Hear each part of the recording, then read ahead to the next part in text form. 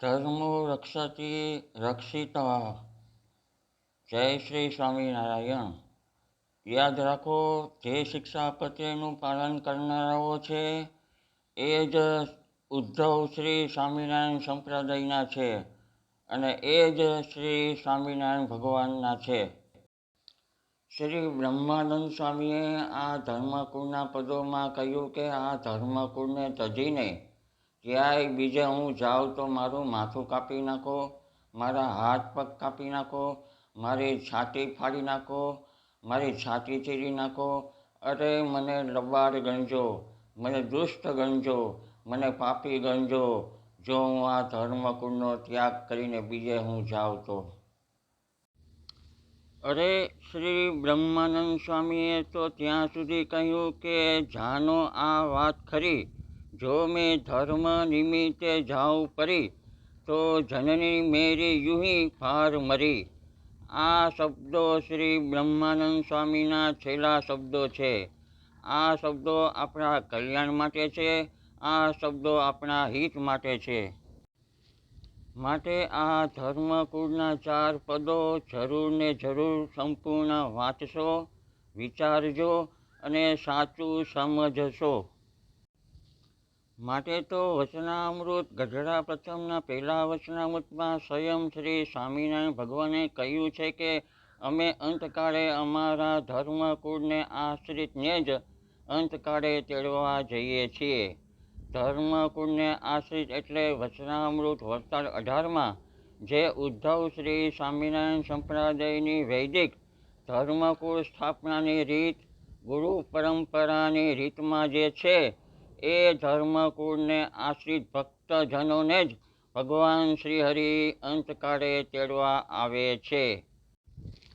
માટે શિક્ષાપત્રીની આજ્ઞાઓનું ચુસ્તપણે પાલન કરનારા છે એવા ભક્તો ભગવાન શ્રીહરિજી સ્થાપિત મૂળ ઉદ્ધવ શ્રી સ્વામિનારાયણ વૈદિક સંપ્રદાયમાં રહીને ધર્મકુળને આશ્રિત થઈને શ્રી સ્વામિનારાયણ ભગવાનની કલ્યાણકારી આ ભાગવત ધર્મે સહિત શુદ્ધ ભક્તિ ઉપાસના જે ભક્તો કરશે તેને જ ભગવાન શ્રી સ્વામિનારાયણ અંતકાળે તેડવા આવે છે.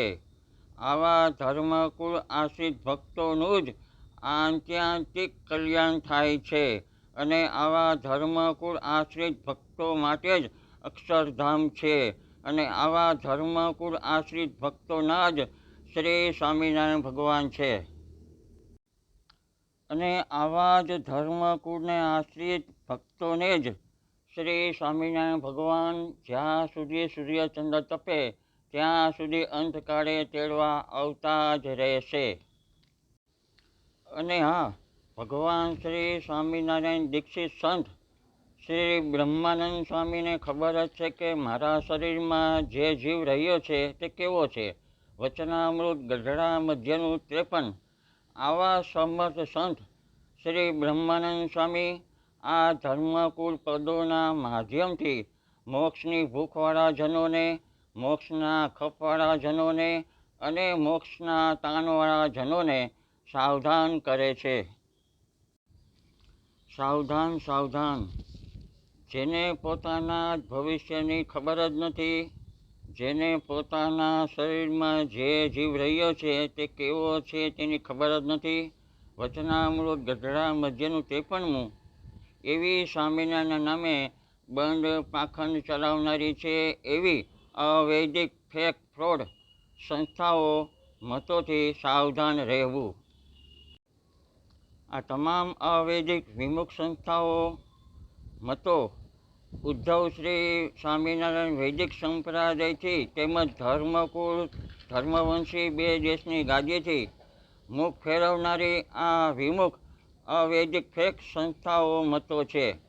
બોચાસણ અક્ષર પુરુષોત્તમ, હરિધામ સોખડા, મુક્ત જીવન મણિનગર, મુક્ત જીવન કુમકુમ, અબજી બાપા વાસણા, અનુપમ મિશન, ગુરુનાથિત જ્યોત, ગુરુનાથિત સમાજ, યોગી ડિવાઇન સોસાયટી, પ્રગટ પુરુષોત્તમ અને JAPS વગેરે આ વિમુખ અવૈદિક ફેક સંસ્થા મતોથી શ્રી બ્રહ્માનંદ સ્વામી આ 4 પદોના માધ્યમથી આપણને સાવધાન કરે છે. સદગુરુ શ્રી બ્રહ્માનંદ સ્વામીએ આ ધર્મકુળના પદોમાં ઉદ્ધવ શ્રી સ્વામિનારાયણ વૈદિક સંપ્રદાયની ગરિમા મહિમા તેમજ ધર્મકુળની ગરિમા મહિમા ઠસોઠસ જણાવેલ છે.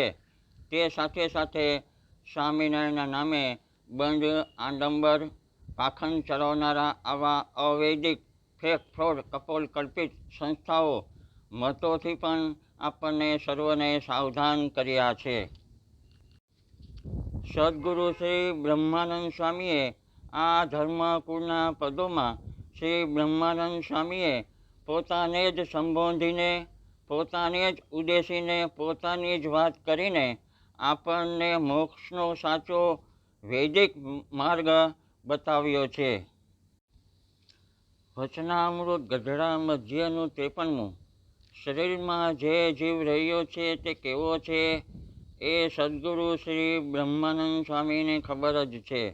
માટે શ્રી બ્રહ્માનંદ સ્વામી જ સાચા સંત છે અને શ્રી બ્રહ્માનંદ સ્વામીના આ ધર્મકુળના 4 પદોની વાત પણ વૈદિક છે, કલ્યાણકારી છે અને શાસ્ત્રોસંમત સત્ય સિદ્ધાંત વાત છે.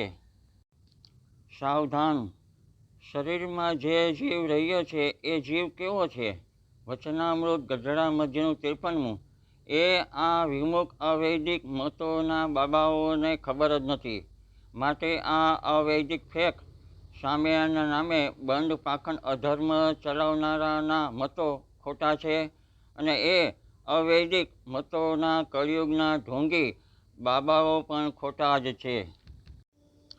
યાદ રાખો, એક જીવને જો આ શ્રી બ્રહ્માનંદ સ્વામીની વૈદિક કલ્યાણકારી આ વાતનો સ્વીકાર કરાવશે તો જે સ્વીકાર કરાવનાર જે જીવ છે તેને અનંત કોટી બ્રહ્માંડ ઉગાર્યાનું અઢળક ફળ પુણ્ય મળે છે. અને આ શ્રી બ્રહ્માનંદ સ્વામીના આ ધર્મકુળ ગરિમાના મહિમાના પદોથી જે લોકો મુખ ફેરવશે અને જે લોકો બીજાને મુખ ફેરાવશે અને આ શ્રી બ્રહ્માનંદ સ્વામીના આ ધર્મકુળ પદોને જે લોકો ખોટા કરશે અને જે લોકો આ પદોને ખોટા કરાવશે એવા લોકોને અનંત કોટી બ્રહ્માંડો ભાંગ્યાનું જે પાપ થાય છે એ પાપ આવા લોકોના શિરે આવે છે. માટે આવા લોકોથી સાવધાન રહેવું. સદગુરુ શ્રી બ્રહ્માનંદ સ્વામીના આ વૈદિક કલ્યાણકારી દાખલાને સફળ કરવા માટે અને શ્રી સ્વામિનારાયણ ભગવાનના વૈદિક કલ્યાણકારી દાખલાને સફળ કરવા માટે આ વિડીયોને વધારેમાં વધારે ખૂબ શેર કરશો જી. અસ્તુ. શ્રી ધર્મભક્તિ શ્રી હરિકૃષ્ણ મહારાજની જય, શ્રી લક્ષ્મીનારાયણ દેવની જય, શ્રી નરનારાયણ દેવની જય, શ્રી છપૈયાવાસી શ્રી ઘનશ્યામ મહારાજની જય.